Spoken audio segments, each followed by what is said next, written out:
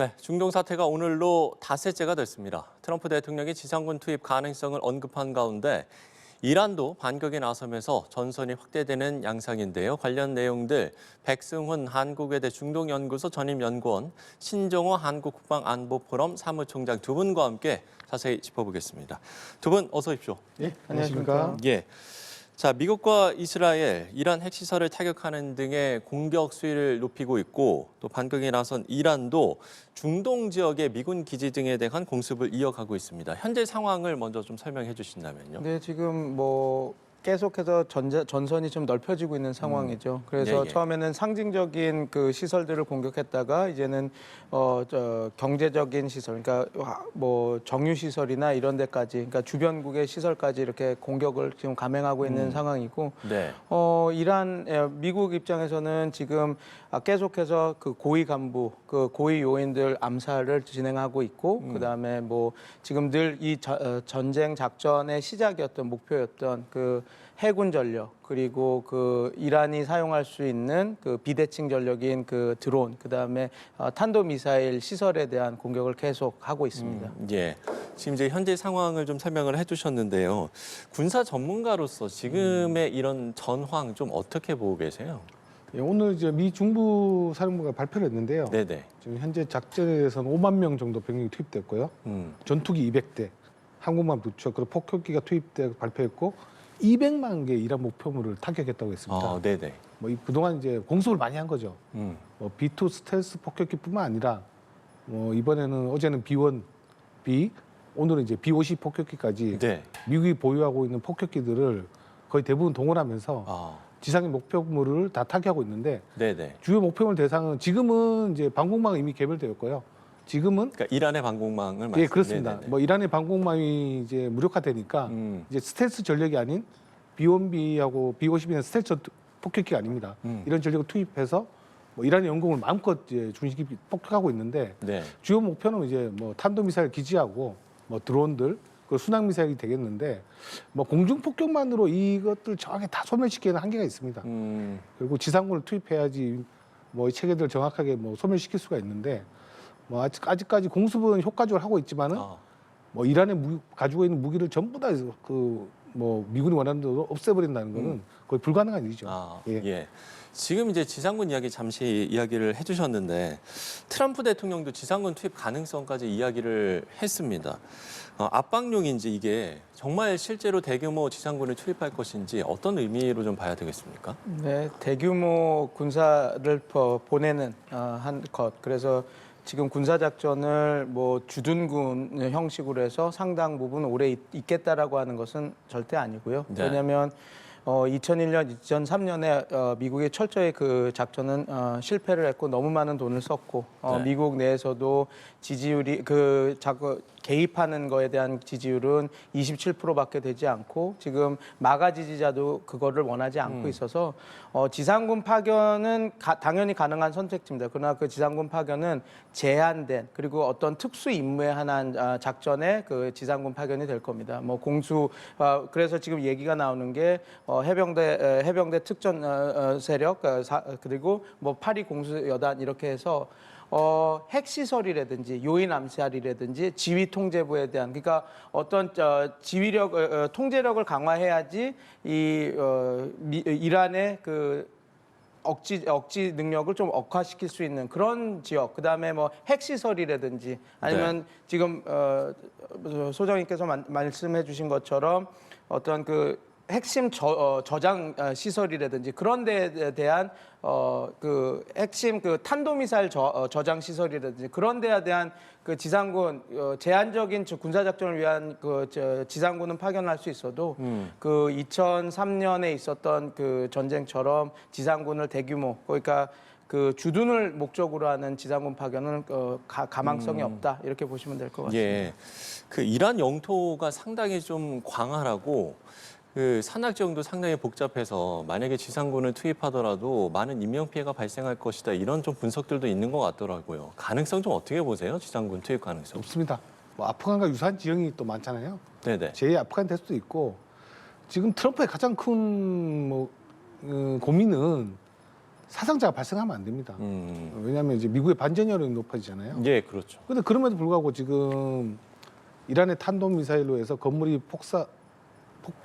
탄도미사일에서 지금 건물이 붕괴되고 그리고 미군 장병 6명이 사망당하고 여러 명이 또 부상을 당했잖아요. 게다가 전투기까지 지금 세대가 5인 추락되고 네. 그럼 미군의 사망자 발생하면 당연히 미국의 반전 여론이 높아질 수밖에 없죠. 지금도 지지율이 그러니까 전쟁에 이번 작전에 대한 지지율은 상당히 낮잖아요. 따지면 네. 오히려 반대율이 많잖아요. 전쟁 이번 이제 작전에 명분도 점점 잃어가고 그러니까 트럼프로서는 지상군을 투입한다는 거는 뭐 지금 뭐 이란을 이제 압박하게 하는 발언으로 생각됩니다. 네. 없습니다라고 아주 단호하게 좀 이야기를 네. 해주셨습니다. 예.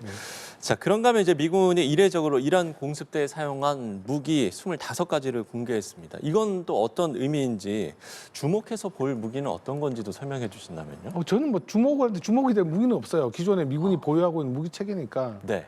기본적으로 전쟁 작전 초기에는 이란의 레이더망을 무력화하기 위해서 스텔스 전력 그리고 F-18G 그라울러가 동원해서 재미를 통해서 레이더를 무력하고 대레이더 파괴 미사일을 발사하면서 방공망을 무력시킨 네. 다음에 그다음에 이제 기본적으로 스텔스가 아닌 전력들이 무장력을 높게 해서 지금 많은 200만 개가 넘는 표적을 이제 타격했다고 하잖아요.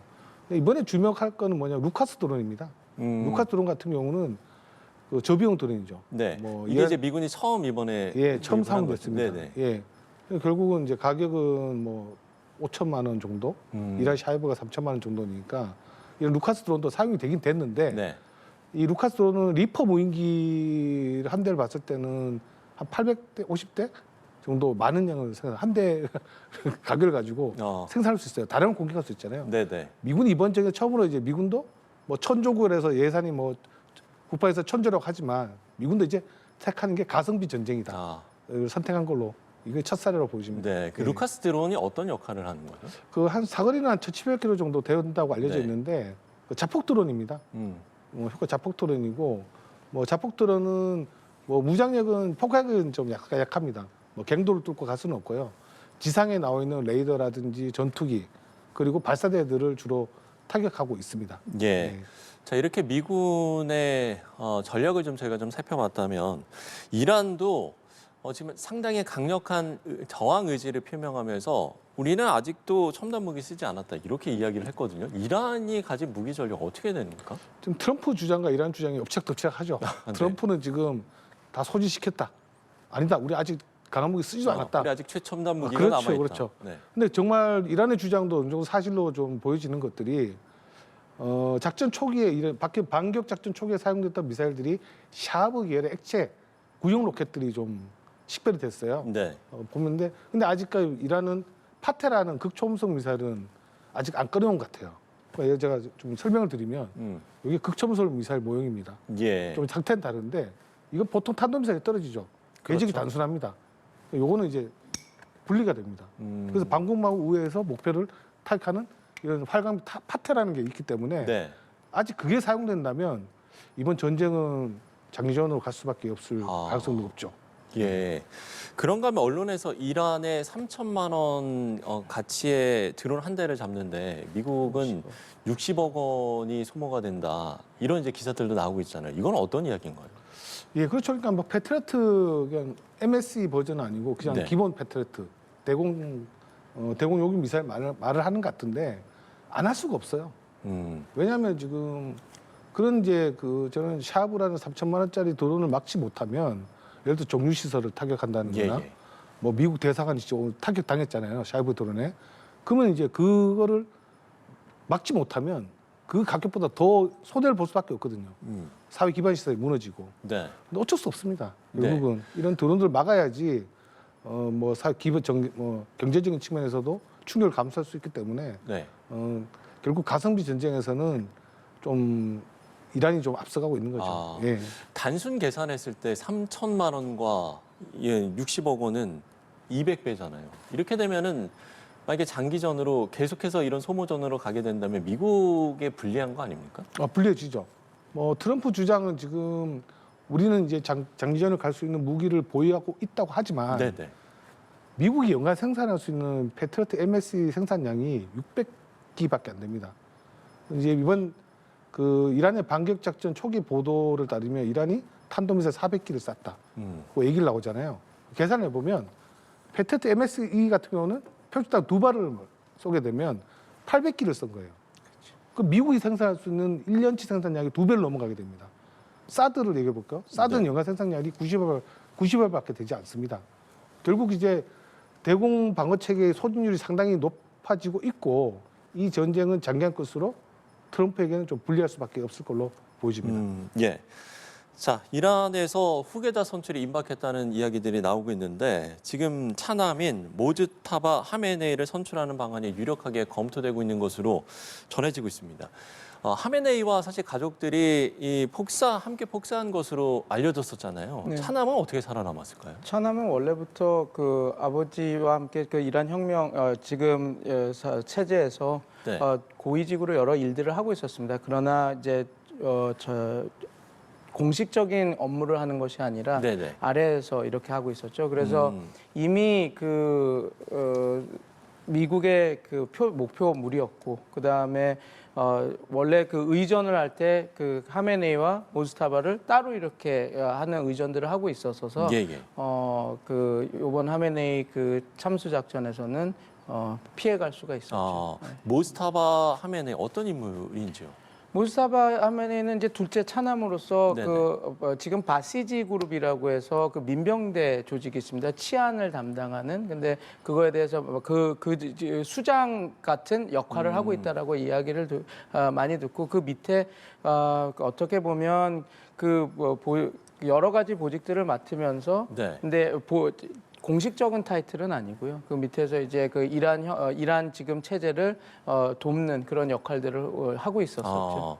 최고 지도자는 성직자만이 최고 지도자가 될 수 있는 거 아닌지 이 부분도 좀 궁금한데. 모스타바도 성직자입니다. 거기도 이제 네. 모스타바 하메네이가 그러니까 성직자니까 지금 가장 가능성이 높게 지금 점쳐지고 있는 겁니다. 네, 여러분 보시면 터번을 쓰고 있는 분들은 거의 네네. 성직자라고 보시면 됩니다. 예, 그렇군요. 자, 그런가 하면 그러면 만약에 이제 모스타바 하메네이가 이란의 최고 지도자의 자리에 오를 경우에 글쎄 그럼 미국 대 이란의 충돌은 어떻게 되는 겁니까? 그것은 중요한 변수는 아니라고 저는 생각합니다. 네네. 왜냐하면 강경파가 자리를 잡던 아니면 물론 이제 그 개혁파가 슈프림 리더가 최고 지도자가 될 확률은 좀 낮은 편이긴 하지만 예, 예. 강경파가 잡던 아니면 그 개혁파가 잡던 지금 상황에서는 그 선택지가 많지 않습니다. 네. 초반에는 단결을 하기 위해서 강한 항전 의지를 단발적으로는 보이겠지만 결국은 유화책을 써서 지금 미국과 이스라엘의 이 공격을 멈춰야 되거든요.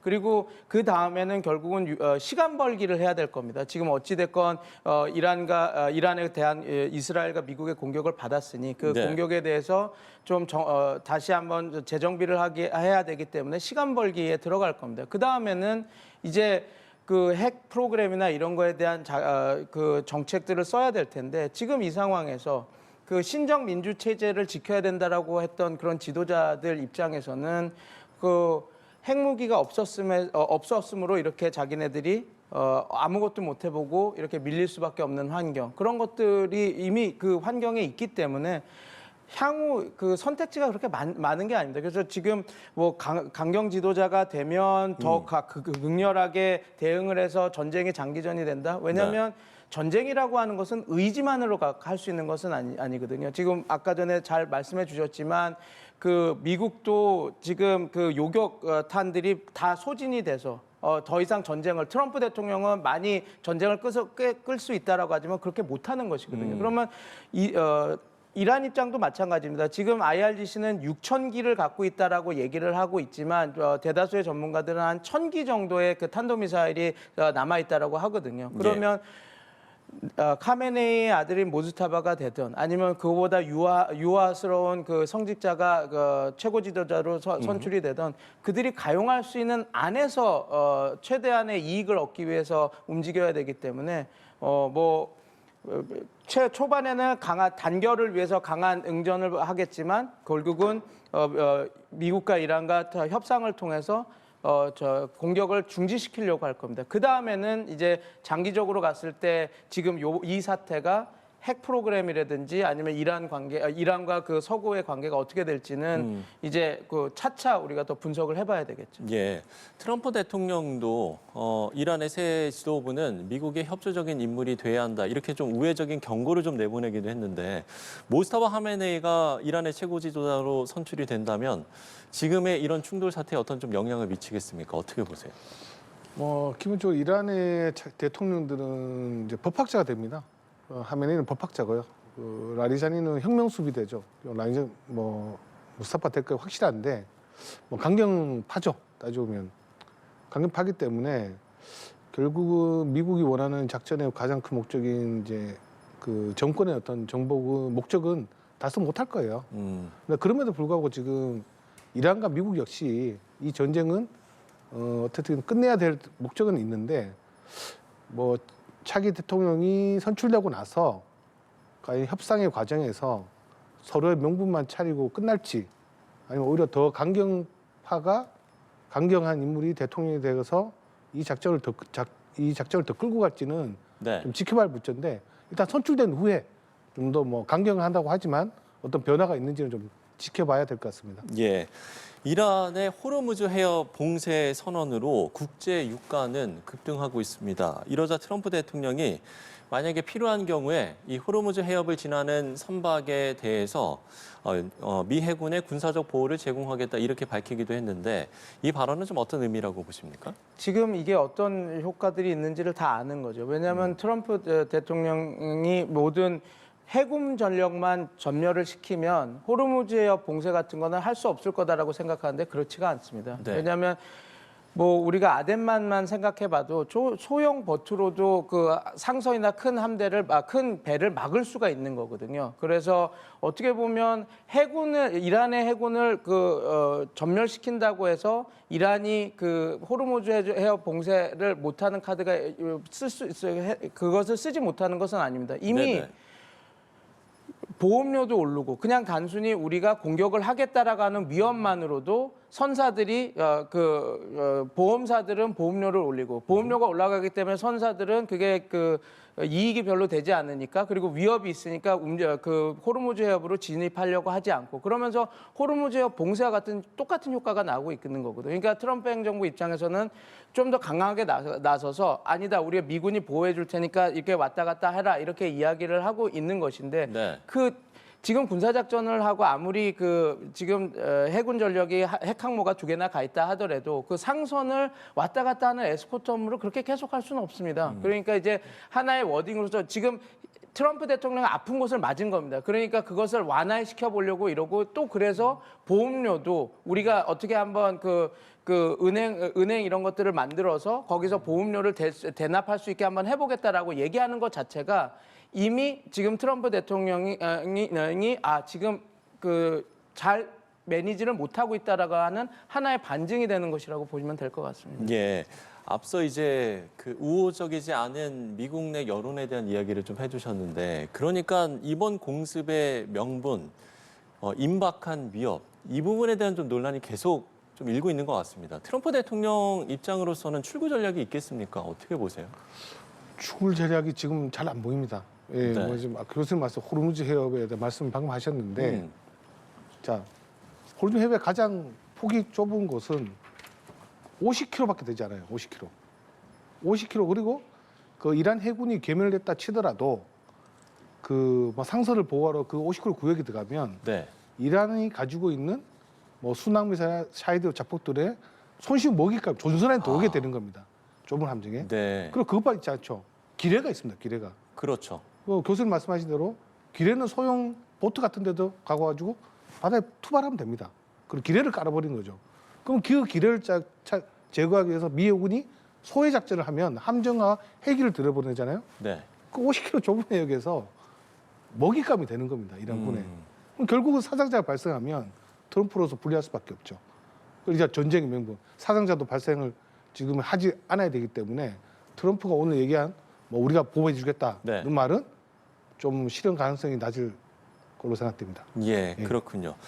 자, 그런가 하면 전 세계 이목이 그야말로 이 중동 사태에 집중되고 있는 상황인데 중국은 미국의 대규모 이란 공습 이후에 미국을 비판하면서 이란 지지를 표명을 했습니다. 중동 사태에 대한 지금 이제 중국에서 최대 정치 행사죠. 이 양회가 개막을 했기 때문에 여기에서 과연 대미 메시지가 나올 것인가 이 부분은 어떻게 보십니까? 지금 중국도 그 주권국의 지도자 사례를 용서 못한다고 대외적으로 이제 비난을 했고요. 네. 좀 양해를 통해서 미국 패권주의 우선에 대해서는 비난하고 그에 대한 대응책을 세울 걸로 보여지는데 예, 예. 중국도 뭐 원유 수입을 많이 해야 되잖아요. 경쟁이 밀 수밖에 없거든요. 물론 뭐 러시아를 통해서 많은 양이 한다고 하지만 중국 경제에도 미칠 것이 분명하기 때문에 이에 대한 대응들을 주로 논의가 될 걸로 보여집니다. 예. 미국이 이제 베네수엘라에 이어서 이란까지 연이어 이 반미 지도자 제거 작전을 펼치면서 다음 작전은 북한이 아니냐 이런 좀 축도 나오거든요. 어떻게 좀 보세요?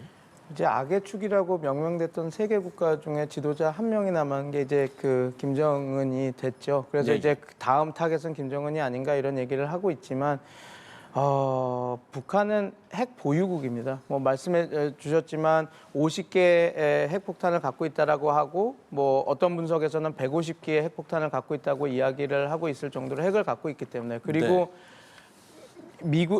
북한은 또 탄도 미사일 능력도 상당히 갖추고 있습니다. 그래서 한국 그리고 일본은 충분히 타격할 수 있는 수준이거든요. 그리고 중국과 러시아가 있습니다. 그리고 바짝 붙어 있죠. 그리고 러시아 같은 경우는 최근에 우크라이나 러시아 전쟁을 통해서 북한이 자기의 자국군을 보내주지 않았습니까? 그러면 네. 여기가 개입이 되고 군사 활동이 시작되면 러시아도 자동으로 이제 개입하게 됩니다. 그래서 이런 것들을 봤을 때 트럼프 대통령이 손쉽게 들어갈 수 있는 그런 환경은 절대로 아닙니다. 그러니까 이게 이란 같은 경우를 봤을 때 중국하고 러시아를 보면 중국하고 러시아가 우호적인 것 같지만 항상 연성 균형을 합니다. 그러니까 그 강성 경성 균형이 아니라 연성 소프트 밸런싱을 하는데 그 말은 뭐냐면 외교적이나 담론적으로는 이란을 되게 하고 그 경제적으로는 하지만 그런 군사 전략적으로는 가까이 하지 않거든요. 그래서 최근에 러시아하고 이란이 뭐 호르무즈 해협에서 군사훈련을 했다 이런 게 많이 되고 우리가 전략적 동반자로 격상시켜야 된다 얘기를 했을 때도 이란이 러시아한테 그러면 우리도 소파 협정 같이 군사 상호 방위 조약을 맺자했을 때 러시아가 거부를 했거든요. 예. 그러니까 그런 환경을 봤을 때 북한은 베네수엘라과도 다르고 이란과도 다른 상태입니다. 핵 보유국이고 그런 그 소위 말해서 동맹 관계라고 하는 것들이 그 국가들과는 다르기 때문에 지금 간단하게 트럼프 대통령이 무슨 참수 작전이나 마두로 축출 작전 같은 것들을 하기가 쉽지 않은 상황이라고 보시면 될 것 같습니다. 네. 이번 중동 사태가 발생하면서 북한 얘기가 참 많이 나오는 것 같습니다. 김정은 위원장 어떻게 좀 생각을 하고 있을까요? 김정은 위원장이야 지금 당연히 이 부분에서 경계했죠. 미국의 어떤 과감한 이제 군사 행동들에 대해서 경계할 네. 거지만 진짜 그 이란하고 좀 틀립니다. 북한은. 이란은 반정부 시위가 일어나고 있잖아요. 네네. 그러니까 모사드라든지 CIA가 촉보 활동을 할 수 있는 장소기도 해요. 잘 나라죠. 북한은 불가능합니다. 그리고 북한 지도자의 어떤 움직임과 동성들은 우리 한미 정보 당국도 파악하기 힘들어요. 그리고 북한에는 뭐 묘향산 대피소라든지 그 최고 지도자를 이제 보호할 수 있는 그런 지하 기숙사들이 곳곳에 있습니다. 따지고 보면. 그러니까 이제 공습 작전을 펼칠 수 있는 그런 환경 자체도 다르다 이 말씀이신가요? 그렇죠. 공사들뿐만 아니라 어딘지 모르니까. 그러니까 뭐 이란같이 그런 첩보전을 펼칠 수 없어서 네네. 이런 작전을 한다는 거는 북한과는 비교를 하면 안 될 것 같습니다. 그러면 이제 그 부분은 좀 가능성이 낮다라고 보시는. 네, 그렇습니다. 예. 그러면 이제 트럼프 대통령이 이달 말에 이제 그러니까 중국을 방문하기 때문에 이걸 계기로 북미 대화 가능성은 더 높아졌다라고 보세요? 이 사태를 계기로 어떻게 보세요?